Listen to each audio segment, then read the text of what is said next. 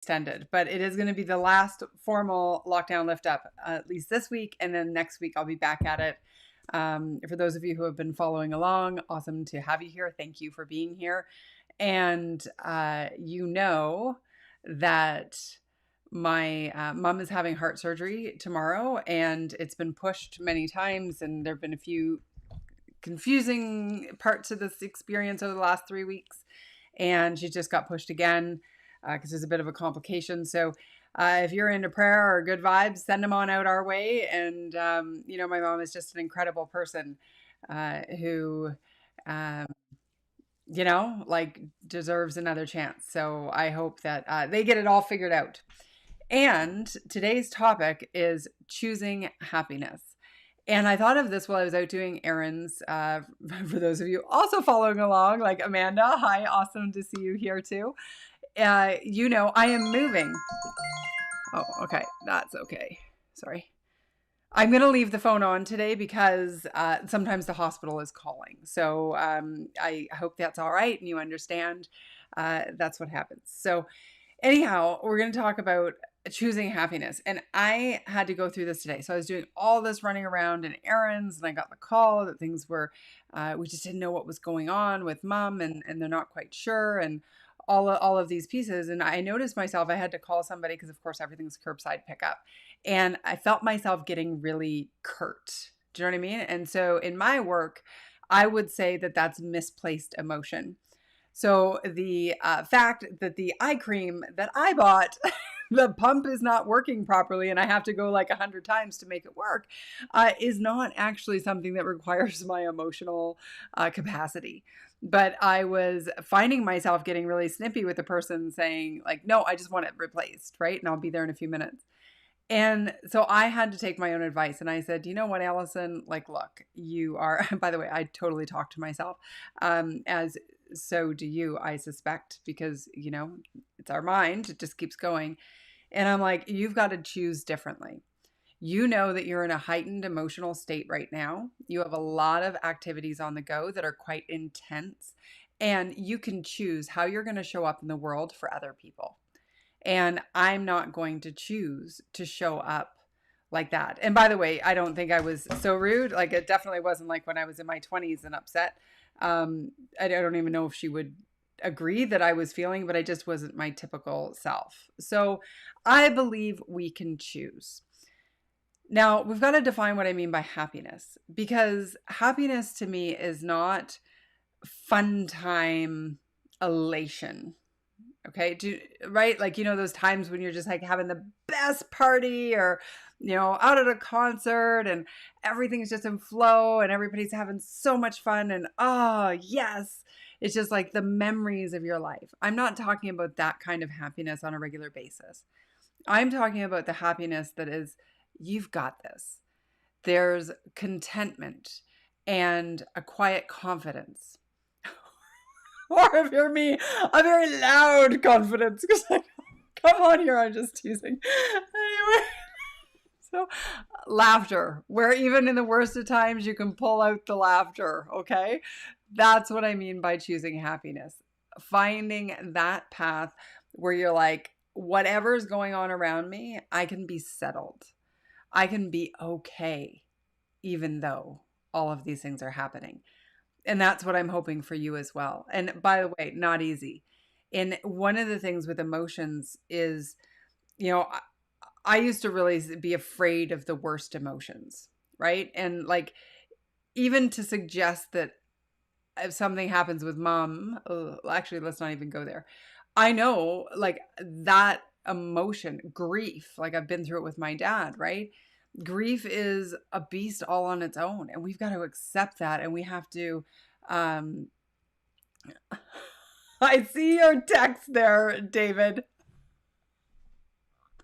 I'm not even going to bring that up on screen. But thank you. That's funny. Oh, the 20s, they were fun. But here's the thing. So we have to, with the emotions, we can only feel joy to the level with which we feel despair.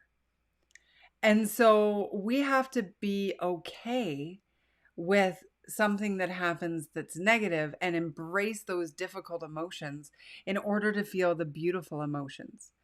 And in the middle here is your neutral. And I used to think that happiness was baseline. Okay. I thought that if I wasn't completely happy throughout a day, that somehow I was screwing up and I wasn't successful. And so I read this book, I think it was called The Happiness Trap.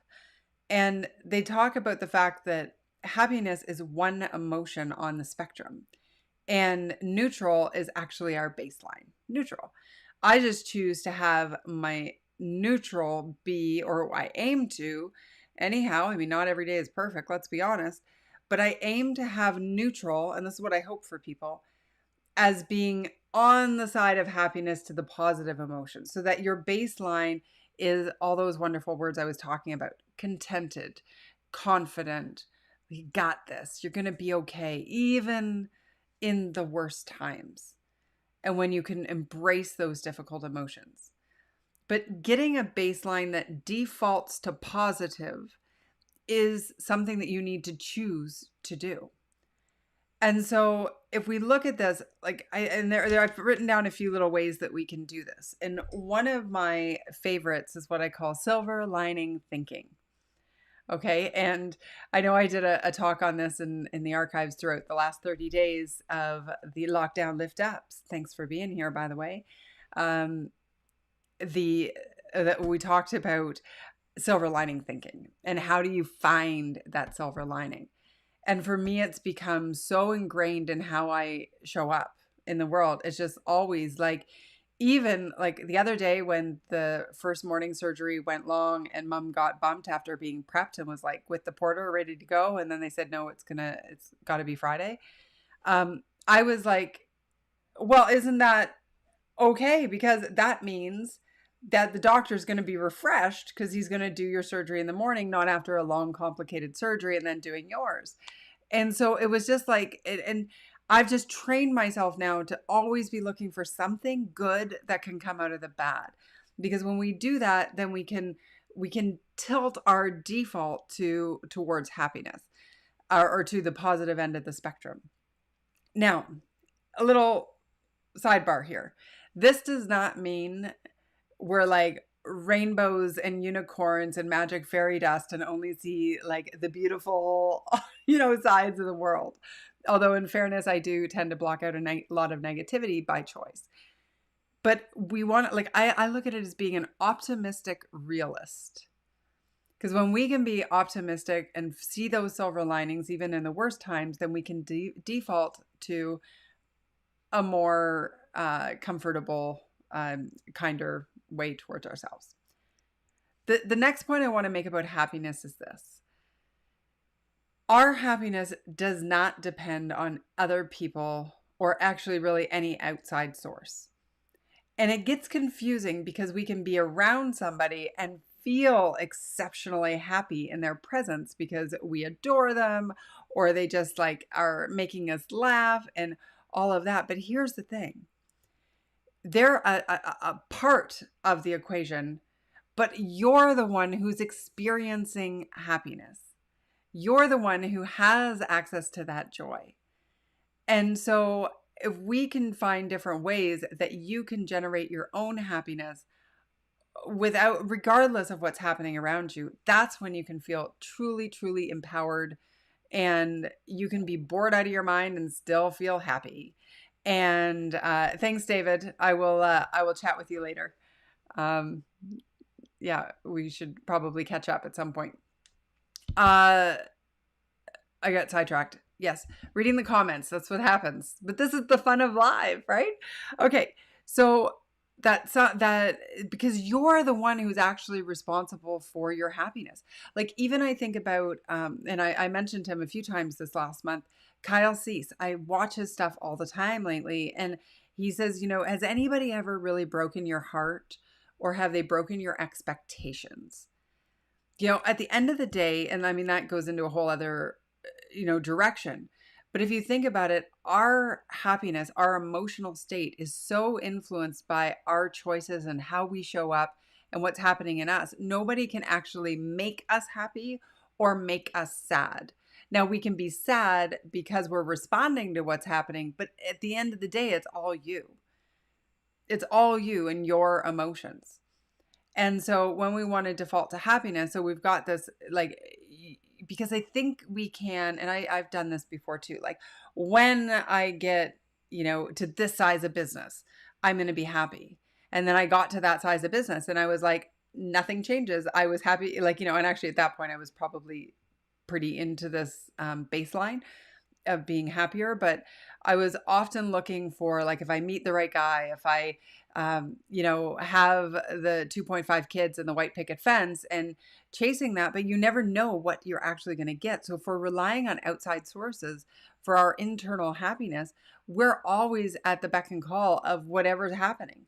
And we can get pulled in all of these different directions. Whereas if you're centered and you're like, I got my happiness here, then, and I'm all right, whatever happens. Doesn't mean you're not going to be sad, because you can't have happiness again without the sadness. So what can we do to try to elicit that happiness? So I've already talked about silver lining thinking and trying to find something that is good in any situation. But when something is not good in a situation, which happens, we've got to embrace the suckage. So often we can be afraid of those worst emotions, those hardest emotions, and it restricts our happiness if we're not willing to go there. And sometimes we just gotta melt into them. Okay? And something I learned years ago is create a bliss list. Now, a bliss list is a list of, call it 20 or 30 things that you can do that don't cost you money, or maybe they do, that will put you into a positive vibe. For example, playing some music, having a dance party, doing some jumping jacks or burpees or whatever makes your blood get going. Going outside, hugging a tree, going outside, going for a walk, going for a hike, calling a friend, getting on Zoom, all of these different things. You want to have that bliss list available, because without the bliss list at your beck, like, not at your beck and call. A list is not at your beck and call. What is a list? A list is your avail. Then when you're in a funk, it's hard to figure out how to get out of a funk. We got to create these strategies and these tools when we're feeling okay or feeling great, and then have them accessible to us in the dips. So often people they're in the dip and they're trying to create ways. And I'm like, why don't we proactively do that? Because I know my mood will go up and down and all around, but I know one of the things that makes me happiest in this world, from my perspective, is creating content, having thoughts around exactly the kind of thing we're talking about today. I love it. So for me, it has been so grounding through this lockdown to have somewhere to go every day to just share ideas and riff on a topic. So that is something that's on my bliss list. Writing, also on my bliss list. Just finishing a new book that's going to come out in June, right?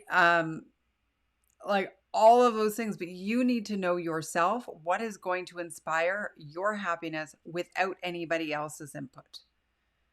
And then, of course, we add on the beautiful things in our lives, our friends, our family, the things that can contribute, but it's still recognize it's just you who controls your emotions or influences them. What else did I have on here? Nope. That's all I had. That's it, folks. Today's lockdown lift up is exceptionally brief in comparison to some other ones, but I think choose happiness. We choose to show up, and that misplaced emotion thing is a big deal, and I write about it in the new book, but I was living it today, because our strongest emotions can influence how we can influence everything. It's like they just become the foundation. So if we don't, of how our day goes. So if we're not like, oh my God, I'm really, really scared about my mom, and accepting that, and then noticing oh, and now I'm talking to this person and I'm not at my optimal self. Well, without self-awareness, how can we actually interrupt that? That's what I talk about in the new book, which, by the way, is called Take Back Your Weekends. It is the original version that I half launched before is off and no longer available right now because I've edited and expanded and got really into it and super excited about this over the lockdown. And it is basically done. So, um, anyway, that's coming up. Okay. Again, thank you for the prayers. Thank you for the good vibes for my mama. Hopefully, she's going to get her surgery tomorrow and they're going to figure out what needs to be done in order to make that happen. And I am moving tomorrow. So this is the last time you'll see this set. I mean, you can see the boxes and obviously the artwork's already been packed. And I will come back to the lockdown lift up next week, hopefully, once I'm settled. And I'm super excited about continuing this journey. And don't forget, we got to call it something else after the lockdown lifts. But I'm going to keep going Monday through Thursday after the lockdown. But I'll stay Monday to Friday for the lockdown. So thank you for being here. I hope you have the absolute best day today. And whatever you're going through, just know you can choose happiness. You can choose to feel that contentment and being okay and the quiet confidence that will get you through. Doug, I absolutely will. Stay happy, my friends. Yes, thank you. I will, and to you too. So thank you, everyone, and have the best day. Bye for now.